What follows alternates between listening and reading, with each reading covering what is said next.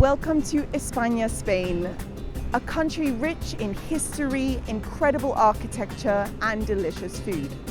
Having the reputation of being a sunny Mediterranean travel destination, you might be wondering, what is day-to-day life really like for a Spaniard? For this episode of Mind the Culture, we'll be looking at Spanish core values, habits, and the history behind them, and how they can impact mental health.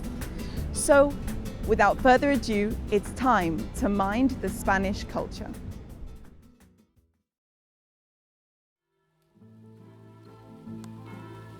So here I am in Valencia, which is a coastal, beautiful town on the east of Spain. In terms of first impressions of culture, there are a few things I've noticed. So first of all, of course, living up to the stereotype, this laissez-faire attitude. And the second thing I've noticed, which was a little odd to me, was that shops and everything pretty much closes between 2 and 5 p.m. So, kind of digging a little bit under the surface, I realized this is because of the culture of siesta. But what I find most interesting is that it's actually a little known fact that a small town near Valencia created a law around allowing their citizens to have a daily siesta. So they allowed them to close their shops between 2 and 5 p.m. according to the law.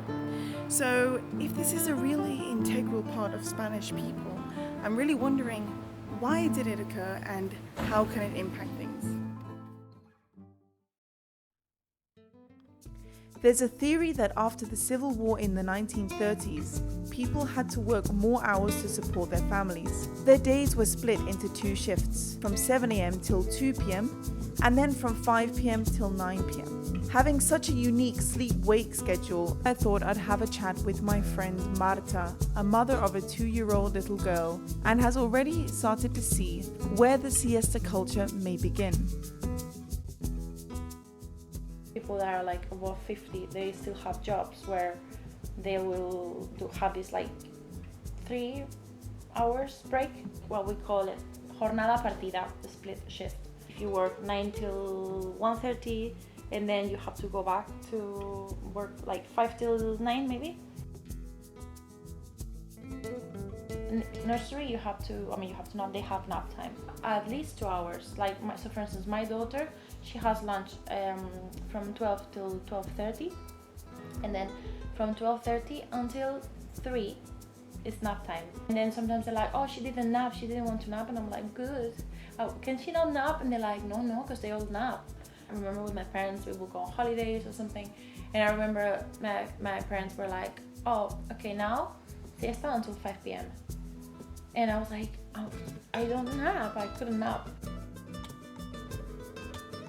After lunch, the afternoon shift, you're not really that productive. You're tired, like you're not as fresh as you are at maybe 11 a.m.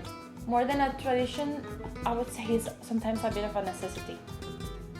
It's been estimated that over 60% of Spanish people say that they don't have a siesta. This may be due to the fact that a more modern lifestyle is now turning away from the siesta.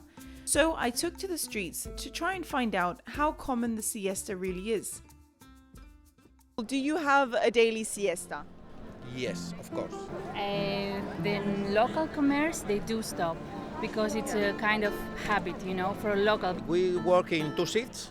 So the local that they live close, perhaps they can go home and have food, lunch, and then maybe if they are lucky, they can have a small siesta. I work early in the morning at 6:30 and until 1, and then from 7 to 9, 10, then I arrive at home and then a little shower, just a bit TV, and then dinner, and then go bed at 1. When people do have siestas, how long do they have it for, like actually sleeping? Maybe 1 hour max. 20 minutes. 20? 20 minutes. Your father sleeps 20 minutes only? Father, In the armchair? Many people say, no, maximum 30 minutes at siesta. No. For me, minimum 2 hours. Real good one, it's half an hour. If not, it's more than a siesta.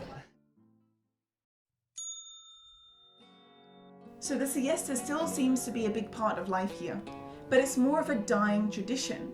But the question is, should Spaniards actually keep it? And maybe the answer is yes, because a siesta could be saving you. Okay, in all seriousness, a siesta could actually be really beneficial, but it's crucial to get it right. There are two kinds of siestas. One scientifically proven to better your mental state, and the other not so much. Maybe quite the opposite. So let's take a look at them both. First, we have the power siesta, which is a 20 to 30 minute afternoon nap. Taking a short nap between the times of 1 and 3 p.m. in the afternoon has been proven time and time again to improve concentration, vigilance, and attention. This is because you only enter stages 1 and 2 of our sleep cycle. So it means it's easier to wake up from, but your brain has had some time to regain some sharpness. And think about it societally, it's better to have people to be more concentrated and more alert. It can cause less road traffic accidents and actually lead to less aggression and violence. So it's a win-win. On the other hand, the other kind of siesta is what I call the mini sleep siesta. Taking a nap longer than an hour has been linked to grogginess and irritability because it can cause something called sleep inertia, which is basically that weird state when you wake up and you forget who you are, where you are, and what is happening. Taking a long nap can also lead to insomnia in the night because it reduces your sleep drive. And we all know that insomnia can lead to a cascade of just a lot of bad things. So what can we learn from the Spanish siesta overall? Well, one tip would be to take a short power nap in the afternoon between 1 and 3 as mentioned before. And this is if your schedule allows it, of course.